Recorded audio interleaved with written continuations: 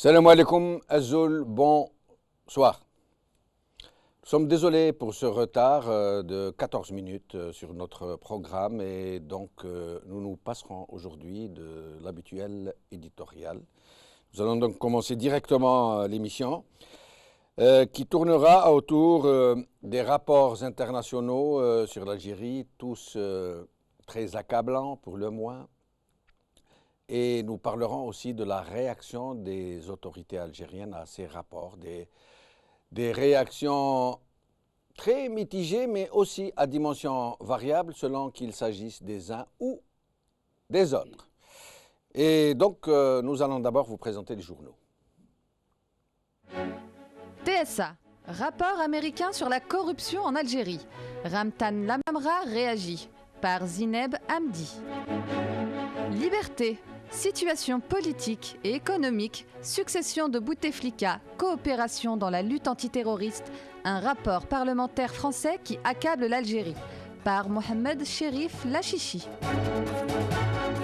TSA, l'Algérie n'est pas un pays libre, selon Freedom House, par Sarah Smaïl. Alors, le titre de l'émission de l'aujourd'hui est « Rapports internationaux accablants, le régime réagit ».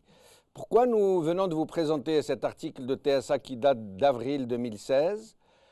C'était pour vous montrer la différence qu'il y a eu en matière de réaction. À l'époque, le ministre des Affaires étrangères, Ramtan Lamamra, avait réagi très vigoureusement à ce rapport fait sur la corruption et les violations des droits de l'homme. Alors que cette fois-ci, sur le rapport d'information du Parlement français sur le Maghreb, qui épingle très gravement l'Algérie sur plusieurs points, il n'y a eu quasiment aucune réaction. Et pour en parler donc aujourd'hui, nous aurons avec nous Sami Osdir, coordinateur général d'Ibtikar. Bonsoir. Bonsoir, merci d'être avec nous. Brahim Younsi, président de l'UDM. Bonsoir. Bonsoir, merci d'être avec nous. Bonsoir, Sami Osdir. Merci. Et au téléphone, depuis Alger, Ali Benouari, président de Nida Al-Watan. Merci d'être avec nous, Ali Benouari. Bonsoir, Si Jamel. Bonsoir, amis téléspectateurs. Bonsoir, merci. Alors, en 2016, donc, ce fameux rapport du département américain sur l'Algérie qui parlait de la corruption très, très grave et de dépassement des droits de l'homme, M. Lamamra avait réagi de façon très, très particulière en disant c'est une question de souveraineté, comme si les droits de l'homme et la corruption, on est chez nous, on peut se faire corrompre comme on veut, c'est notre argent, et puis ce sont nos sujets, on peut leur faire ce qu'on veut, de quoi vous vous mêlez, d'abord. Et ensuite, il a convoqué la question palestinienne. Et il a dit, mais c'est normal, les Américains s'en prennent à nous parce que notre soutien à la cause palestinienne les dérange. Écoutez, préalablement, je voudrais dire que, bien évidemment, je suis contre toute ingérence étrangère. Y compris pour les droits de l'homme ? Laissez-moi finir ma phrase. Ouais. Je suis contre toute ingérence étrangère. Nous avons lutté, nos parents ont lutté pour l'indépendance chèrement acquise. Aujourd'hui, nous luttons aussi pour la liberté et la citoyenneté. Ceci dit, lorsque nous parlons effectivement d'ingérence étrangère, à ce que je sache, en tout cas en lisant ce rapport-là, ce qui est dit dans ce rapport, dans la majorité des choses, nous le disons depuis de nombreuses années, il n'y a pas de scoop. Il n'y a pas de scoop. Et ça m'amène à deux choses. Premièrement, je considère qu'un pouvoir faible, c'est un pouvoir qui pense qu'un écrit quelque part peut déstabiliser tout un pays.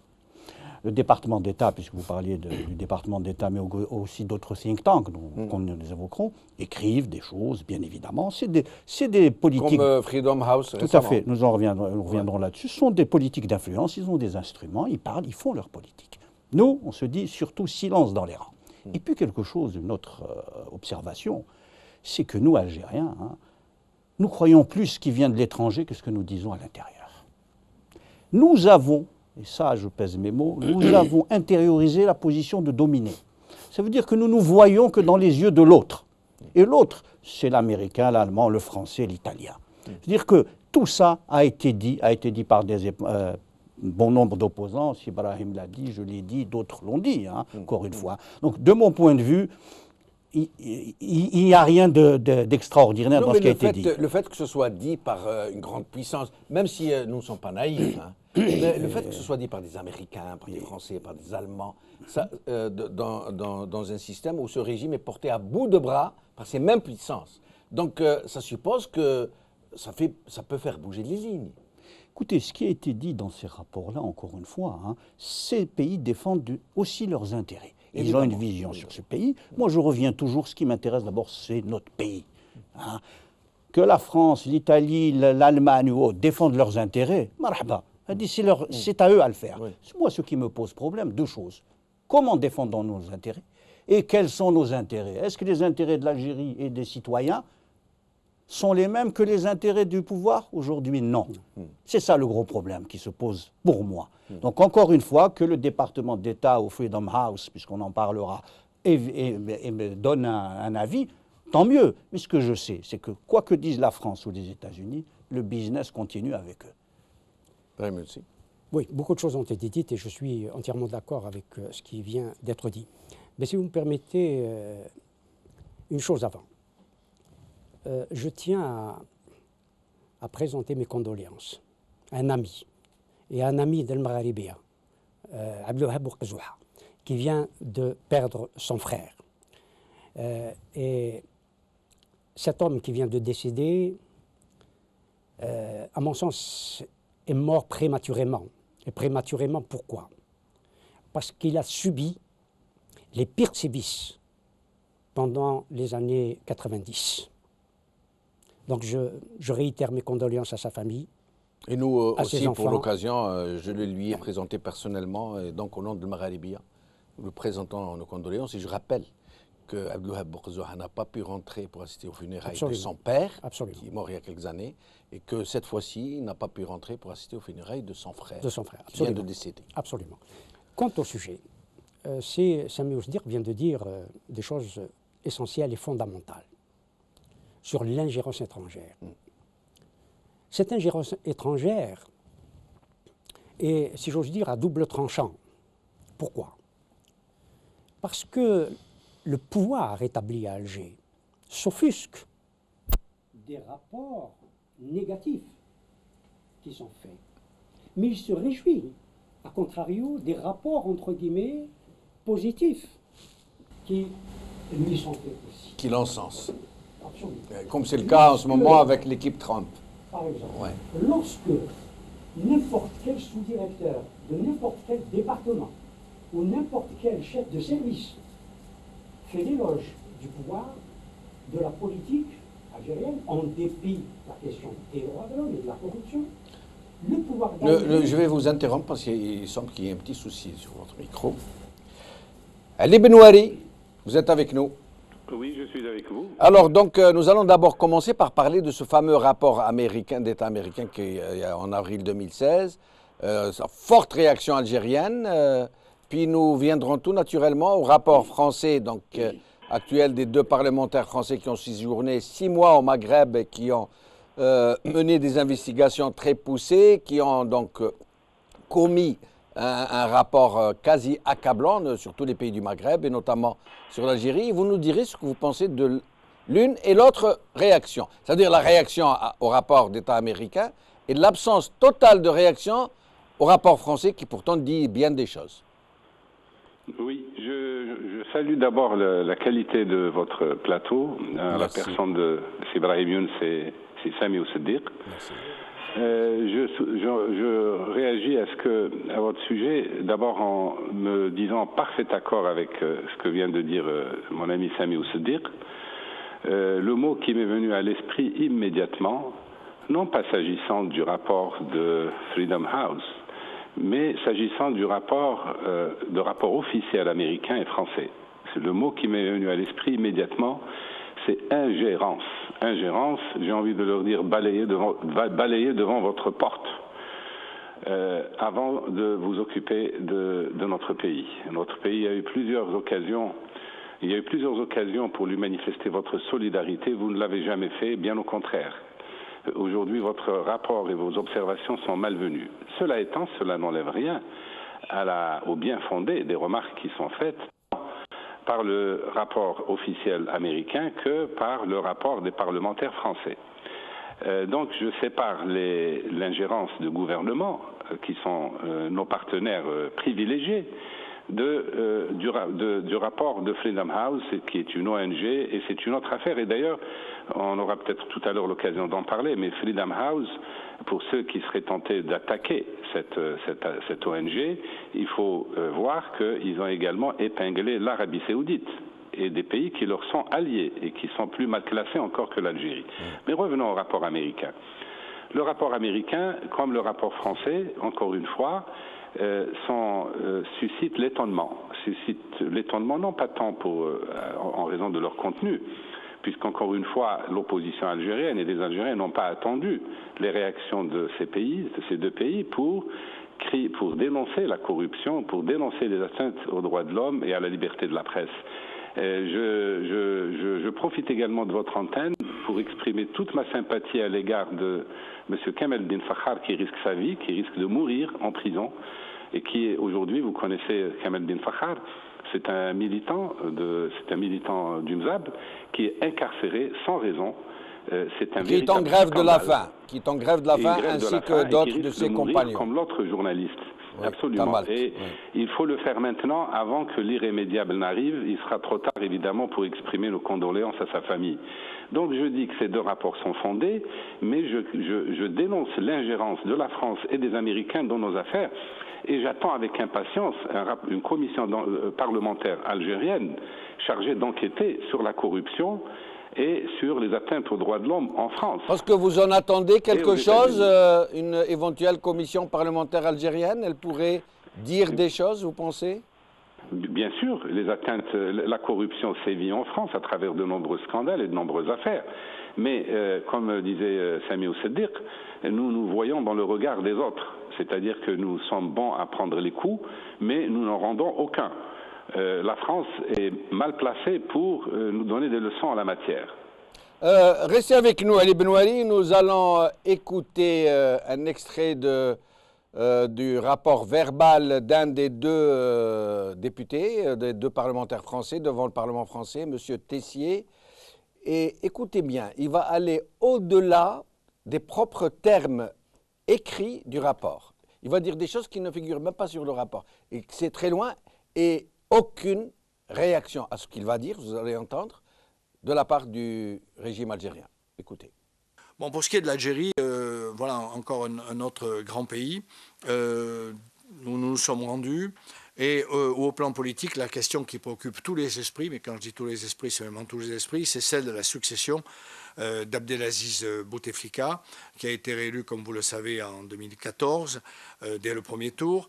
De nombreux mouvements internes ont lieu dans les milieux administratifs. Vous savez qu'en Algérie, l'armée occupe un poste très très très important, et notamment par son chef d'état-major qui se verrait bien probablement en successeur de Bouteflika. Voilà, donc le choc pétrolier a pesé terriblement sur l'Algérie depuis 2014, et donc le mécontentement grandit, et je vous le disais particulièrement chez les jeunes, qui d'ailleurs, vous vous souvenez, ont manifesté leur mécontentement en 2015. Le rythme de la croissance est trop faible pour résorber le chômage, qui touche 30% des jeunes qui ont entre 16 et 24 ans. Donc malgré le discours du gouvernement sur la diversification, les contraintes administratives continuent à peser sur le secteur privé en Algérie. Nous avons rencontré plusieurs chefs d'entreprise qui nous ont expliqué leurs difficultés incommensurables avec l'administration algérienne pour pouvoir créer des entreprises. Cette fragilité économique est d'autant plus inquiétante que la société est marquée par des mouvements centrifuges importants.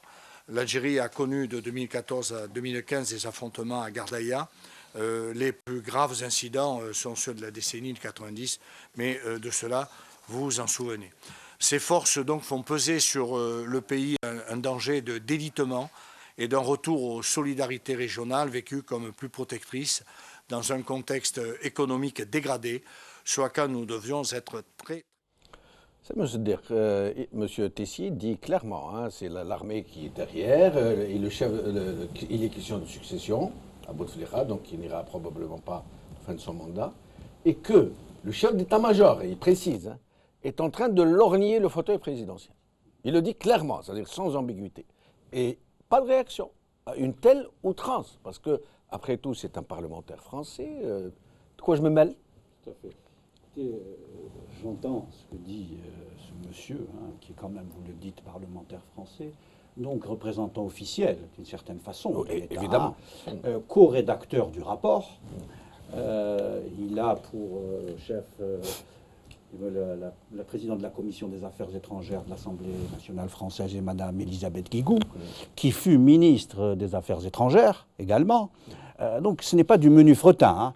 Hein. Écoutez, je suis d'abord choqué par ces paroles, pour une simple raison. Hein. Je parle de la forme, après on pourra parler du fond. Il parle de notre pays, l'Algérie, comme si c'était une sous-préfecture de la Drôme ou de la Corrèze ou à côté de Marseille. Pourquoi ce n'est pas le cas? Écoutez, jusqu'à preuve du contraire, on s'est libéré. Il nous reste du chemin pour véritablement être des citoyens. Mais en tout cas, pour ma part, je refuse d'être un citoyen de seconde zone de la France. D'accord? Oui, oui, j'entends Voilà. bien. Mais est-ce que réellement la France n'a pas barre sur ce régime algérien à travers des mécanismes autrement plus puissants et autrement plus vrais, plus authentiques que la théorique indépendance de l'Algérie? Écoutez, moi je vous réponds en tant que citoyen algérien touché et blessé par ces mots. Maintenant, effectivement, qu'il y ait des rapports, je veux dire, quasiment incestueux entre la France et l'Algérie, nous le subodorons tous, nous en sommes convaincus, nous n'avons pas des preuves sur place, mais en notre fort intérieur, nous le savons. Mais ce que vous me demandez, c'est, je dirais, ma réaction en tant que citoyen algérien. Tout à fait. Celle-ci, je vous la donne. Sur les autres questions qui sont évoquées, que ce soit les... Je vous ai demandé aussi de me dire pourquoi il n'y a pas eu de réaction aussi vigoureuse que la vôtre, par exemple, aussi légitime, Mais, cher monsieur, du régime algérien. si Jamal, moi je suis dans l'opposition, je n'ai pas d'intérêt entre les deux. Ah, Donc, voilà. ma parole est libre. Voilà, je voilà. ne suis pas enserré dans un réseau d'intérêts inextricable. Donc moi je vous réponds de ma position par rapport à cela. Et enfin, sur ce qui a été évoqué par ce monsieur, sur l'économie algérienne et autres, encore une fois, hein, si Brahim, si Ali, qui est d'Alger, que je salue à l'occasion, nous le disons. Donc moi, ce qui me dérange, c'est la posture qu'il prend, comment il parle de nous, ces affaires-là de succession. On sait que le président n'est pas dans la meilleure des formes, et c'est un euphémisme. On sait qu'il y aura une question de la succession. Mais qu'effectivement, quelqu'un qui représente le pouvoir français dit voilà, quasiment voilà notre cheval, moi ça me pose question. Brahim Younsi, avant de vous poser la même question, je voulais vous dire que tout à l'heure, il y a une info qui est tombée. Donc, M. Jean Glavany, l'autre parlementaire, pas celui que nous venons de voir, qui lui aussi s'est exprimé, qui a dit aussi des choses graves, vient de livrer un communiqué dans lequel il dit « Je tenais à vous exprimer à quel point je regrette que la présentation que j'ai faite devant la Commission des Affaires étrangères de mon rapport d'information sur la coopération avec les pays du Maghreb ait soulevé autant d'émotions en Algérie. » Et il accuse les journalistes d'avoir brouillé l'essentiel du message. Mais sinon, l'un dans l'autre, que pensez-vous donc de la non-réaction des autorités algériennes à de telles déclarations? L'émotion au rapport s'exprime ici. Oui. Vous voulez dire qu'elle s'exprime ici, qu'elle ne s'est pas exprimée publiquement par le pouvoir algérien? Non, non. Publiquement, non. Officiellement, non. Nous n'avons pas entendu de réaction à ce rapport, vraisemblablement. Mais peut-être qu'ils les ont contactés en dessous, Oui, pour leur dire, c'est ce que- s'il vous plaît, essayez de vous excuser. C'est ce que j'allais dire, d'autant que M. Glavany s'est excusé pour les propos qu'il a tenus à l'égard du roi Mohamed VI, notamment sur sa maladie, dont il avait dit qu'elle était évolutive, etc. Donc, il s'est excusé auprès du roi Mohamed VI. Donc, il devait s'excuser pour faire l'équilibre, vous faites le geste pour faire l'équilibre, s'excuser auprès de l'Algérie pour les propos qu'il a tenus. Ceci dit, je rejoins Sami Ouzdir sur le fait de distinguer entre la forme et le fond. S'il est vrai que la forme utilisée par les rapporteurs français, les parlementaires français, est contestable, cela est évident. Mais sur le fond, nous partageons ce qu'ils disent. D'autant que vous disiez tout à l'heure que nous-mêmes, nous le disons, nous le réitérons, etc. C'est des vérités incontestables, ce qu'ils ont dit. C'est une vérité incontestable qui vient d'être dite, enfin qui a été dite, que vous venez de montrer, des propos que vient de tenir M. Tessier, un des rapporteurs. À savoir que c'est l'armée qui tient le pays. Moi, je me réjouis que des officiels français, des parlementaires français, peut-être demain des ministres français, reconnaissent que qu'il n'y a pas de démocratie, que le régime algérien est un régime militaro-mafieux, que c'est un régime militaire. C'est une dictature militaire. Il faut la qualifier.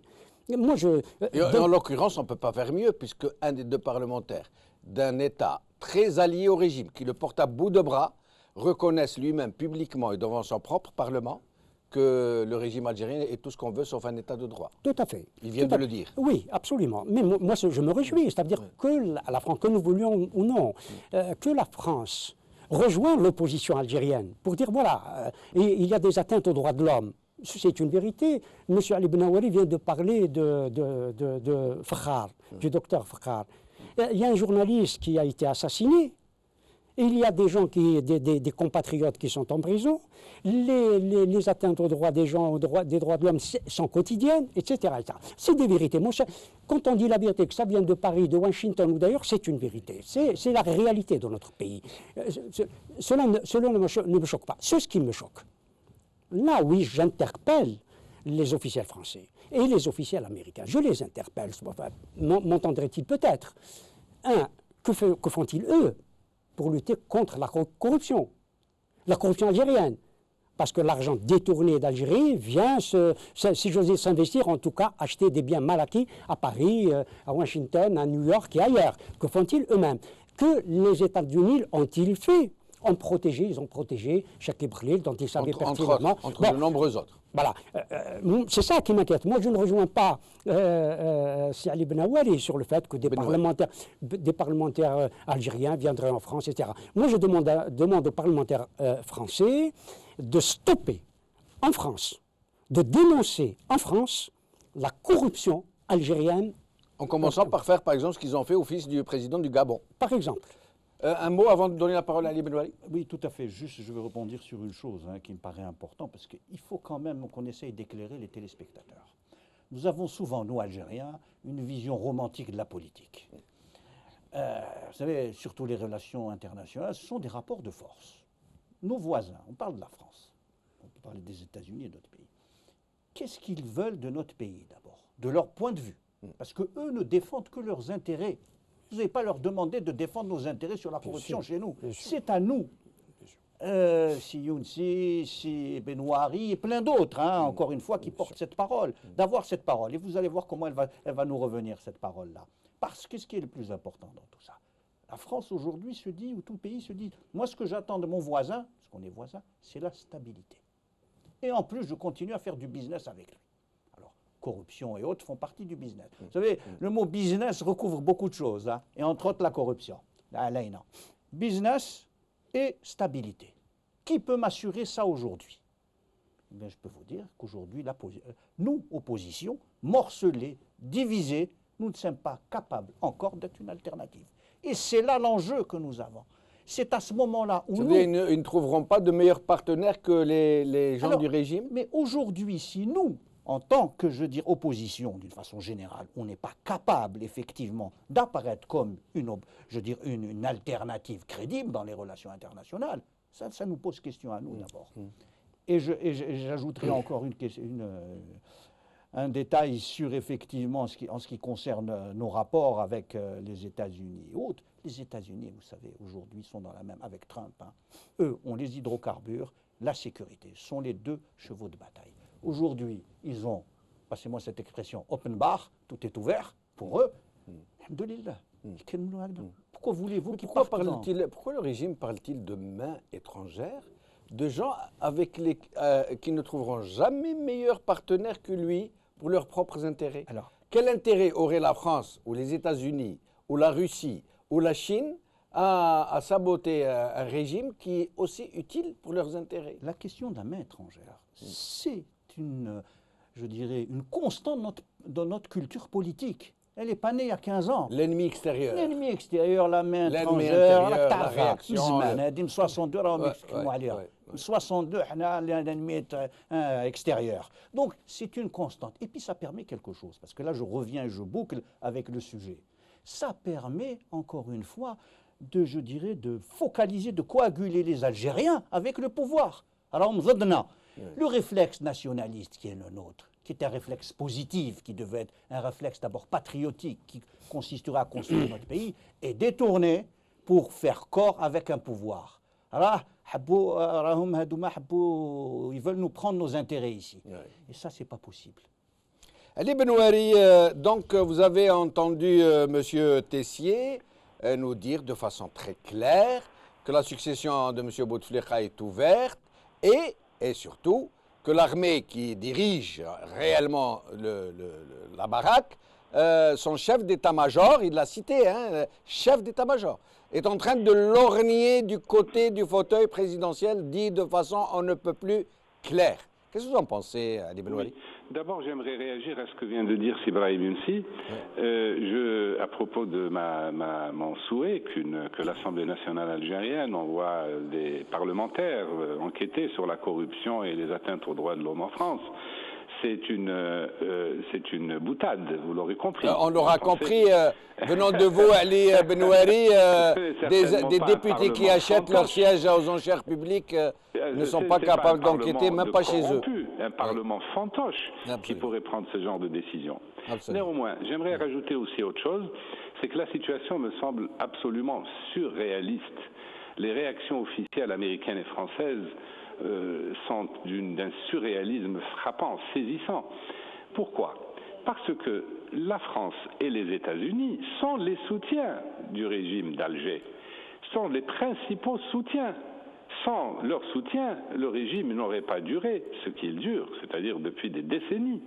Donc, alors, pourquoi surréaliste? Parce qu'il donne l'impression de dénoncer la corruption et les atteintes aux droits de l'homme et l'absence de liberté en Algérie. Et dans la réalité, ils font exactement le contraire. Ils préfèrent, comme disait Sami Oussedir, ils préfèrent commercer, faire du business avec des gens qui sont dociles et qui ne demandent pas mieux. J'en profite pour vous dire que bientôt on va recevoir la visite d'Emmanuel Macron et la cohorte de candidats aux élections en France qui s'empressent de venir à Alger chercher des soutiens financiers et autres, la contrepartie évidemment, et qu'ils contribuent et qui continuent à soutenir, n'est-ce pas, la dictature à Alger. C'est la vérité. Le reste, à mon avis, ces rapports ne sont que de la poudre aux yeux, une manière de se dédouaner. Une manière de se dédouaner. Oui, mais Ali Benouari, les termes contenus dans ce rapport, celui des parlementaires français, portent des constats très graves, gravissimes. Bien sûr, mais ils parlent de délitement imminent, de situation explosive. Oui, mais enfin, ils apprennent quoi et à qui? Certainement pas à nous, pas aux opposants algériens, au peuple algérien, pas au peuple algérien, qui sait très bien quelle est la situation et qui n'arrête pas avec beaucoup Oui, mais ça apporte peut-être à l'État français qui pourrait se dire « Ah, là, je ne savais pas que c'était aussi grave, parce que si demain ça explose en Algérie, je vais recevoir un flux d'immigrants, que ça ne va pas être gérable. » Rien du tout, si Jamal, rien du tout. Ne soyons pas dupes. Ne soyons pas dupes. Ce n'est là que de la poudre aux yeux, rien d'autre. C'est une manière de se dédouaner. Comment expliquez-vous, Ali Benouari, cette profusion de rapports en tout genre, très alarmants, qui épinglent l'Algérie sur les droits de l'homme, sur la corruption, sur les dépassements, sur l'absence d'état de droit, sur les sombres perspectives, sur le chômage? Mais peut-être j'ai la faiblesse de croire que quelque part la voix de l'opposition et des opposants algériens a été entendue. Nous n'arrêtons pas de dire ce qui est dit dans ces rapports, et 100 fois mieux et 100 fois plus, avec des détails qui sont des détails d'experts, des détails d'économistes, des détails de spécialistes des droits de l'homme. Nous n'arrêtons pas d'alerter sur ce qui se passe en Algérie. Que nous soyons ou que nous ayons été entendus quelque peu, tant mieux. J'en profite je saisis aussi l'occasion pour dire que nous avons une opposition très gentille, parce que si nous dénonçons les ingérences des grandes puissances dans nos affaires en Algérie, il est de notre rôle, il aurait été de notre rôle d'aller en France, d'aller aux États-Unis et d'alerter le monde, comme le font toutes les oppositions, sur ce qui se passe en Algérie. Nous ne le faisons pas parce que nous considérons que nous n'avons pas à jeter de l'huile sur le feu quand on voit ce qui se passe en Syrie, en Irak, etc. Parce que nous savons aussi au fond de nous-mêmes que ces pays-là n'en ont rien à faire des droits de l'homme et de la démocratie en Algérie. Donc, je suis persuadé que l'inspiration, ou ce qui inspire ces rapports, c'est le résultat de notre travail. Ce sont tous les rapports, toutes les atteintes que nous ne cessons de dénoncer. Il est heureux qu'il y ait des échos qui arrivent à ces... Restez avec nous, Ali Benouari. Brahim Youssi, vous y croyez, vous, que c'est peut-être, Ali Benouari est en train de nous dire, c'est peut-être ce travail de longue haleine de l'opposition qui n'arrête pas, qui ne cesse pas de dénoncer ce régime, de le montrer sous son véritable jour, qui aurait peut-être finalement incité des partis à bouger, à dire ce qu'il en est. Vous y croyez? je peux, bien sûr, j'y crois. Parce que nous avons fait un travail, et nous l'avons dit tout à l'heure. Donc l'opposition n'est pas aussi inutile ni aussi absente qu'on le dit? Non, elle est certainement utile. Et elle a montré son utilité. Et c'est la raison pour laquelle moi je me réjouis des rapports qui sont faits. Je m'en réjouis. Mais quelle Parce opposition? que nous nous Quelle opposition? adressions... Vous parlez de la vôtre propre, de celle de Sami Non, mais de l'ensemble... ou de celle qui est à Alger dans les travées du Parlement? Non, je crois que... Non, pas celle qui est dans les travées du Parlement. Elle ne tient pas le même discours que nous. D'accord. Elle ne tient pas le même discours. Donc il y aurait une autre opposition? Il y a une autre opposition, oui. Même celle que je dénonce souvent, quant à moi, que je flagelle souvent, celle qui est agréée. Il y a des partis, je ne vais pas en citer, oui. Il y a des partis qui défendent les mêmes positions que nous sur la question des droits de l'homme, sur la question de la corruption et sur beaucoup d'autres questions. Cela est une évidence. Je ne vais pas jeter le bébé avec l'eau du bain. Et je m'en réjouis quand je les entends dire cela. Je m'en réjouis. Et donc vous persistez à dire que c'est grâce donc à ce travail de fond de cette véritable opposition qui sur le terrain, c'est en train de bouger? C'est aussi, je reprends aussi un terme qui a été prononcé par le député français et que nous utilisons, c'est parce qu'il y a aussi, ils perçoivent un délitement de l'Algérie. Vous pouvez vous interrompre l'un l'autre, hein, ça ferait plus vivant, ça ferait... Oui, mais s'il y avait des contradictions, voilà, je le ferais. Donc, pour le moment, nous sommes dans la même... dans le complémentaire que dans l'opposition. Tout à fait. Bien que nous restions dans la position, ouais. Mais autre chose. Je rajouterai un point à cela. Effectivement, l'opposition, depuis de longue haleine, dit les choses, mais à terme, je dirais en tant que parti, en tant qu'individu, en tant qu'association, en tant que mouvement, nous disons les choses. Hein. Il y a un point quand même qui est important, c'est qu'aujourd'hui, l'Algérie est à la croisée des chemins. À la croisée des chemins, ces ressources financières sur lesquelles était bâti le modèle algérien sont en train de s'effondrer. Vous savez, le modèle algérien, moi je l'ai appelé le modèle RCR, rente, corruption, redistribution.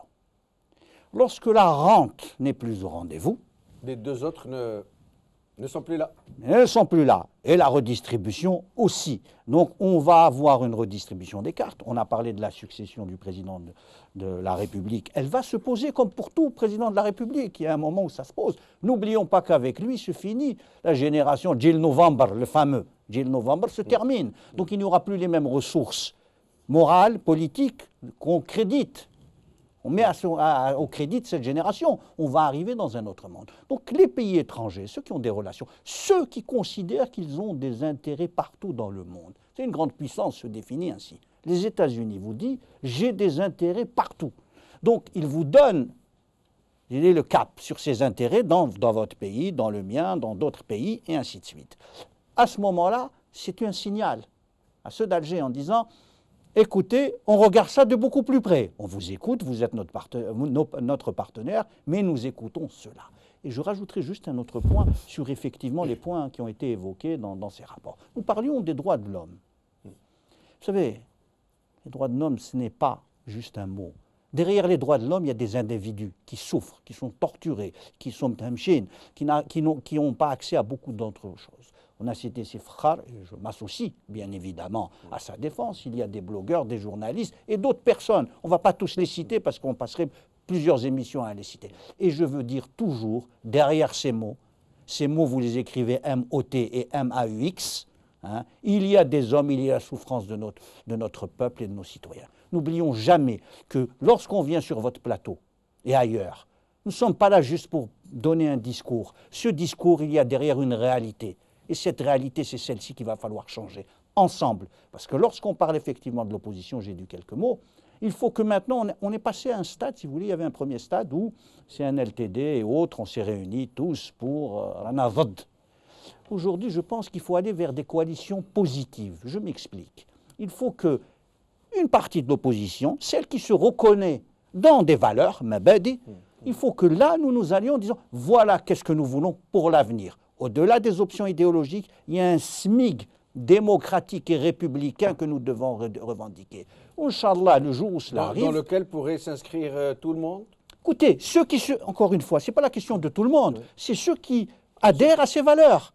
Il y a des valeurs. Dans la mesure où certains, moi, je pense à la mouvance islamiste, vous l'aurez compris. Oui, dans la mesure où celle-ci, par exemple, dont ce n'était pas le discours du tout, dans la mesure où par rapport au vécu, au parcours, elle vient, elle arrive, elle dit oui, aujourd'hui je n'ai plus d'autre choix que d'accepter ce SMIC démocratique. D'ailleurs, je l'ai déjà fait en allant aux élections. Mais là, en l'occurrence, j'accepte par exemple d'envisager les valeurs démocratiques telles qu'universellement admises. J'accepte de sortir de cette vision chariatique de la...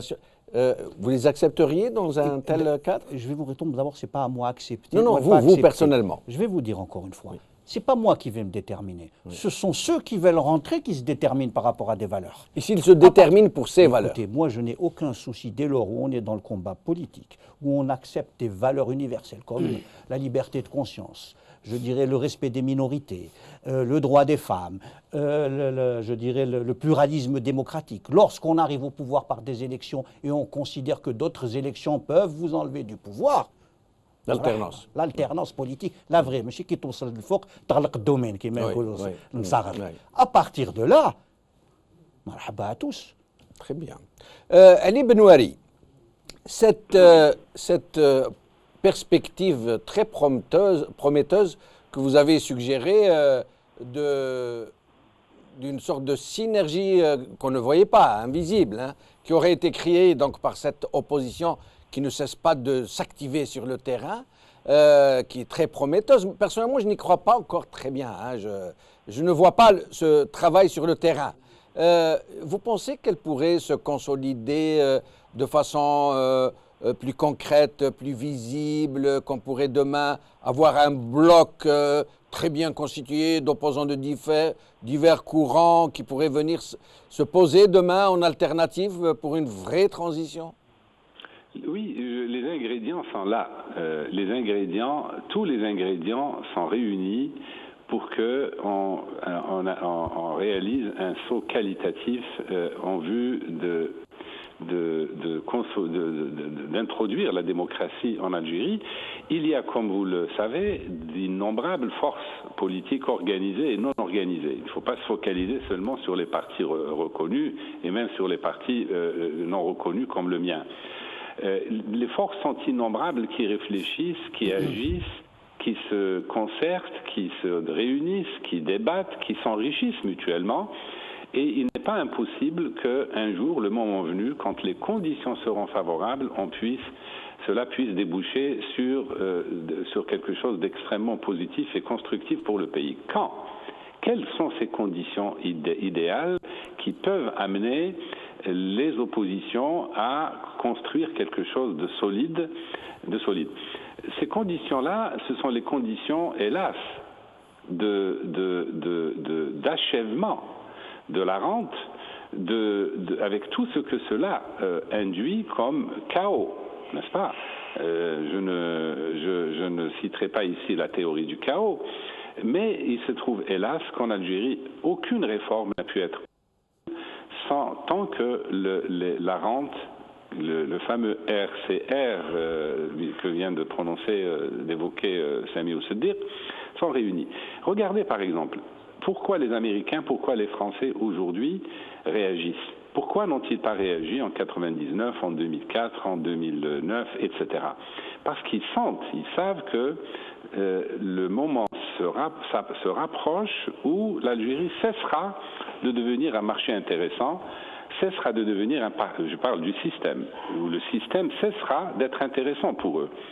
Ils ne s'en inquiètent pas pour l'Algérie ou les Algériens. Ils s'en inquiètent pour eux-mêmes. Ils se disent, ces gens, on les a pressurisés.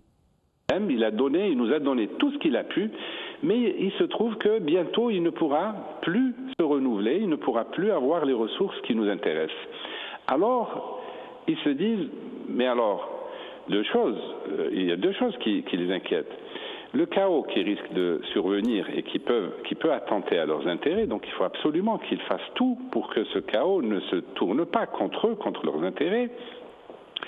Et la deuxième, qui est liée, c'est essayer de se défausser, c'est-à-dire de se déresponsabiliser, de dégager leurs responsabilités devant ce qui va se produire, devant le chaos qui va se produire, en disant le moment venu, au moment opportun, on a dénoncé. Vous n'avez rien dénoncé du tout, vous êtes les complices. C'est à cause de vous que l'Algérie est dans la situation où elle est aujourd'hui. Et ce n'est pas non plus pour déresponsabiliser les Algériens que je dis cela. Hélas, 3 fois hélas, les Algériens n'ont jamais pu secouer le joug qui pèse sur eux en raison des complicités internationales dont elle a pu bénéficier de la part des grandes puissances. Merci Ali Benouari, restez avec nous jusqu'à la fin de l'émission. Brahim Youssi, c'est vous qui allez conclure. J'adhère à ce que vient de dire pour agréger l'opposition sur des valeurs. Entièrement d'accord. Mais je crois qu'il y a ce que vous avez soulevé, des questions fondamentales ont été soulevées par vous. Je crois que cela appartient. Moi, je suis un partisan acharné de la constituante. Je crois que toutes ces questions-là, je crois que nous pouvons nous mettre d'accord, effectivement, parce que que nous voulions ou non, quelle que soit notre orientation idéologique. Ce serait le premier objectif, selon vous, ce serait la première étape sérieuse envisagée, une constituante? Oui, indéniablement. C'est la première marche. C'est la première marche. C'est la raison pour laquelle je déplore que le Front des forces socialistes, qui a été sur cette ligne, sa revendication fondamentale était celle-là, abandonne. Je dis bien abandonne cette idée parce qu'il est dans un système, il est dans une assemblée qui est une assemblée aux ordres. Et je déplore ça. Mais la constituante, en passant par la constituante, nous réglerons nos problèmes sur, y compris la question du droit que vous avez posé, parce que vous avez parlé de charia, y compris sur la question du droit, qui, à mes yeux, et je crois qu'au vôtre aussi, est fondamental, est essentiel. Et c'est un vaste programme dont Absolument. nous reparlerons certainement. Absolument. Et je vous remercie, Brahim Youssi, comme je remercie Sami Ousseddir et Ali Benouari depuis Alger. Merci à vous, chers amis téléspectateurs. Khawa la khair, bislama.